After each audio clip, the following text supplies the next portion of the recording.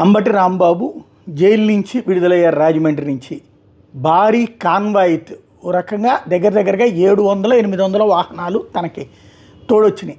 ఆ స్థాయిలో తనకి అంటే ఓ రకంగా క్యాస్టే ఓన్ చేసుకుందనాలా, వైసీపీనే ఓన్ చేసుకుందనాలా, పెద్ద ఎత్తునైతే కేడర్ వెళ్ళి ఆయన రిసీవ్ చేసుకోవడానికి వెళ్ళారు. రాజమండ్రి నుండి భారీ హంగామాతను వచ్చారు.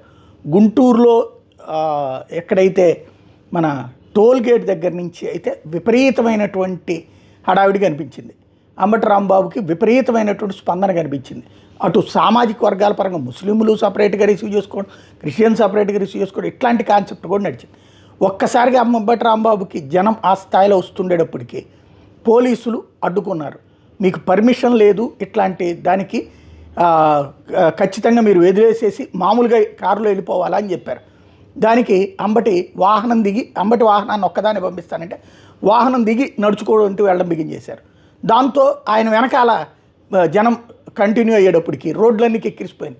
పర్మిషన్ లేకుండా మీరు ఇట్లాగ చేయడం తప్పు అన్నటువంటిది పోలీసులు చేసినటువంటి వాదన. గుంటూరులోకి ప్రవేశించినటువంటి సందర్భంలో జరిగినటువంటి అది. మీకు కాన్వాయ్ పర్మిషన్ లేదన్నారు, వెహికల్లో మీరు ఇండివిజువల్గా వెళ్ళాలా, దానికి పర్మిషన్ లేకుండా ర్యాలీలాగా వెళ్ళడానికి లేదు అన్నటువంటి వాదన చేసుకొచ్చారు.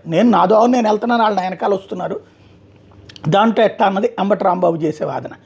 ఇప్పుడు ఇది నిజమే, పర్మిషన్ వెళ్ళలేదు. చంద్రబాబు గారికి రిలీజ్ అయిన రోజున వచ్చిన జనం ఏంటి, అచ్చెన్నాయుడు రిలీజ్ అయిన రోజున వచ్చిన జనం ఏంటి, అంతకుముందు రవీంద్ర రిలీజ్ అయిన రోజున వచ్చిన జనం ఏంటి, అప్పుడు మరి పర్మిషన్స్ లేవని ఆపినటువంటి సందర్భాలు ఉన్నాయా? సహజంగా అనవసరంగా అంబటి రాంబాబుని కెలుకుతున్నారేమో, ఎక్కువగా అతన్ని తొక్కడానికి చూస్తున్నట్టు బహిరంగంగా కనిపించే పరిస్థితి చేస్తున్నారేమో ఆలోచించుకోవాల్సి ఉంది.